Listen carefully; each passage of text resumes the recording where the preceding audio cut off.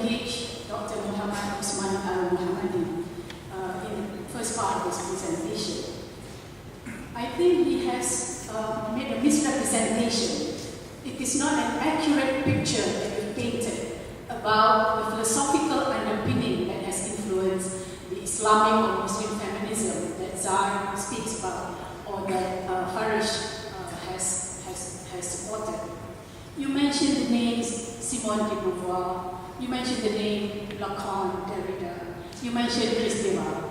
Now, Simone de Beauvoir, who wrote the Second Sex book that was published in 1952, yes, she was a feminist, but she was a French feminist, not, I would describe her as a secular feminist. Lacan, Derrida, they're not really truly feminists, they're postmodernist writers, they're postmodernist thinkers who have great influence on some of the feminists within the academic institution and some of the feminist movement within activism.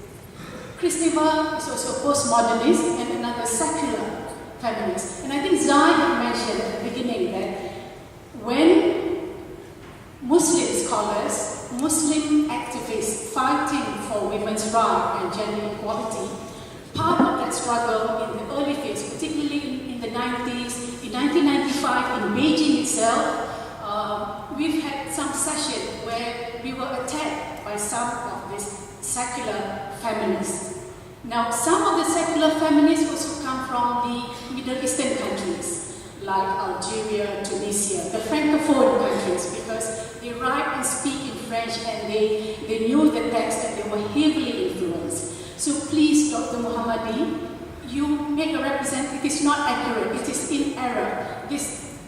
The point that you made about the postmodernist philosophical ideas, about radical ideas on sexuality, on gender identity, that is not the underpinning of Islamic or Muslim feminism that we are talking about today.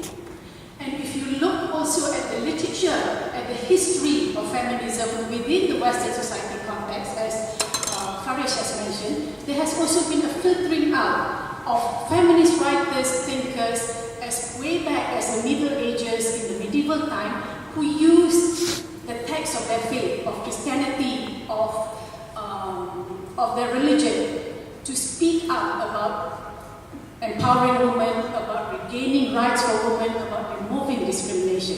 And that's the other trait, that's the other feature in the whole complex historical landscape of feminism. What has been filtered out, even by the Western, some of the Western scholars, is about faith and feminism, the close relationship. They have filtered out some of the writings of Western women, Christian women, who are strongly guided by their own religion, their faith, and who use their own texts. And in Beijing, part of the struggle with the secular feminists, the postmodernist secular feminists, and us, whether Muslim feminists or the Christian Catholic feminists, was to regain our religion, the religious framework, and to work within the framework of our moral imperatives as we discover them, as we appreciate them in our religious texts. So, if I may correct you, Dr. Uthman El-Muhammady, what you did was you take one little part, one little section of a philosophical ideas propounded by a group of feminists, and you paint it with a broad stroke, a brush that really has discolored, has bring pollution to the whole enterprise of Islamic and Muslim feminism. There has been many books written by Muslim scholars, by Egyptian, and also by Western scholars. I would refer to you to look at the 100 years of feminist writing done by a very good historian, Margot Badran and William Cook, where they look from the 17th, 18th century in the Middle Eastern world of figures of women, Muslim women in Egypt, in Jordan, in Syria, from the early 19th century to the 1920s, 1930s to Huda Sha'rawi, showing that there has been Muslim women, Muslim feminist writers, thinkers, poets, activists such as Nabawiyah, who worked very hard for the free education for girls and for women in Muslim countries. So I just want to make that correction before we get into more confusion and get to unnecessary disagreement based on based on quite an erroneous presentation of the philosophical ideas that underpin whether Muslim or Islamic feminism. Thank you, Mr. Chairman. Thank you. Thank you.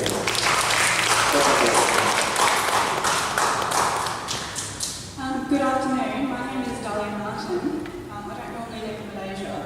I'm visiting from Australia. I heard about this event last month. I got many emails about it. And in one of the emails was a list of organisers with their mobile numbers.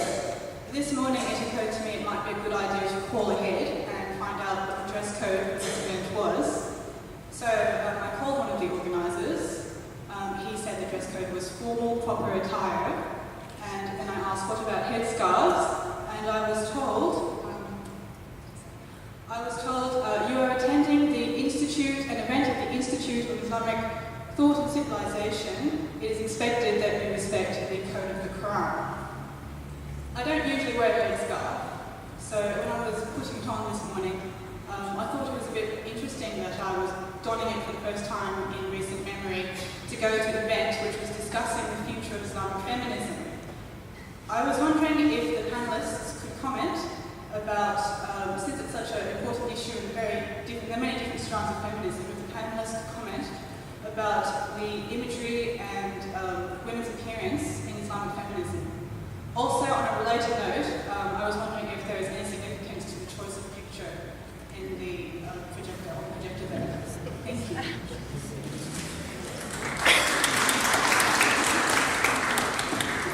Thank you. Assalamu alaikum warahmatullahi wabarakatuh.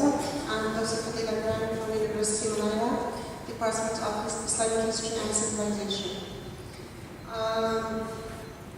I see from the two people who commented before me that there is an issue of really communicating, lots of communication problems, and the way how we talk and how we define things, that's actually creating a lot of problems and allergic reactions when we don't even need to if we properly make ourselves clear. So for me, I want to actually raise a few questions or comments. You can call them. I'm not trying to really ask questions. It's more of I'm trying to raise issues here. I will start with the last speaker. I really like your geopolitical reading to the feminism issues. And you were very successful to highlight that the feminism issue is one of the geography of the problems, and it's not actually a huge big issue that we can look at separately. And the last thing that I like actually, and I would like to highlight from what you said is Muslim women are majority in Islamic universities and institutions, but then they're not trusted to be in the leadership, and they're not trusted to be top thinkers and intellectuals.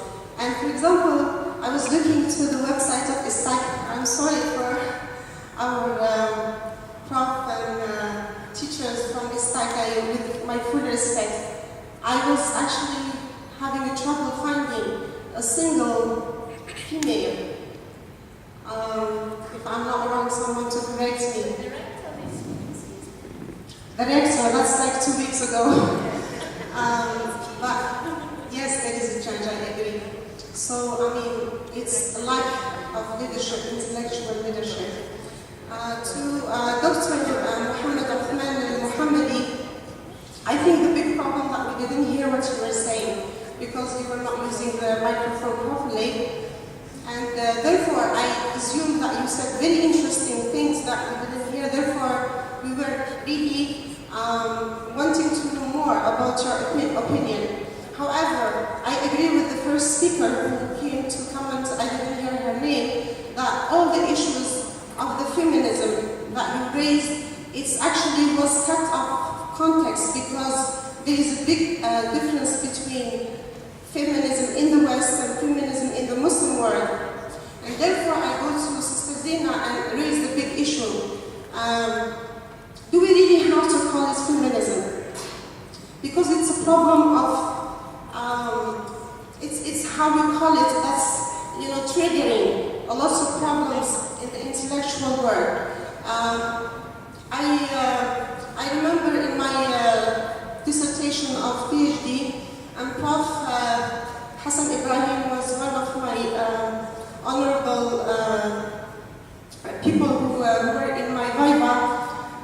suggested that we have to call it women's studies, because in the Muslim world, just the word feminism raises lots of issues.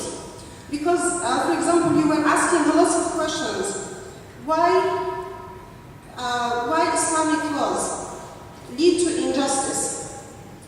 Simply, this question is very specialized. It's something belongs to us. It's Islamic law and injustice in Islamic society. So there is something very specific that it's for us. It has to be solved in our societies, in our way of thinking. So it has to do with those stagnant traditions that are hanging to the Islamic law, and they're not part of the Islamic law, or they're not part of the divine. But again, we're confusing. We're confused with the definitions. We're having trouble. Even when you were mentioning the divine, you were talking about Islamic law and the divine. So there is a problem there. Even in the tafsir, when both you and Dr. Muhammad, you were talking about the tafsir. In the end of the day, it's just understanding. It's just understanding the Quran. So every generation would understand the Quran differently. I will try to come to a conclusion. So I think the solution comes when all the Islamic institutions and universities will have women's studies. That is actually starting from our cultural backgrounds. It's not coming from anywhere else in the West, because the the West is growing in a cultural perspective or cultural aspects that doesn't belong to us. It's with full respect to the human rights activists and feminist activists in the West who have done so much good to women in the world, but our issues are totally different. And when we create these institutions, and when we create this intellectual for Muslim women scholars, and actually all the scholars of the Muslims to solve this problem, then we will start. Because until this moment, we're still fighting about the terms. Okay, thank you very much, and have a wonderful day. Okay, thank you. So we'll take one last question before we do the technical answer. Thank you. My name is Sis Zainah Anwar. Do we have Muslim thinkers and intellectuals in Malaysia who were and are very concerned about injustice, bad governance, corruption, nepotism, social climates in our country? If we do have, or have there been, these thinkers in Malaysia, why are they not mentioned? And why aren't their works promoted? After all, we get knowledge from reading, isn't it? So I'm wondering, why are Malaysians not promoted? Thank you.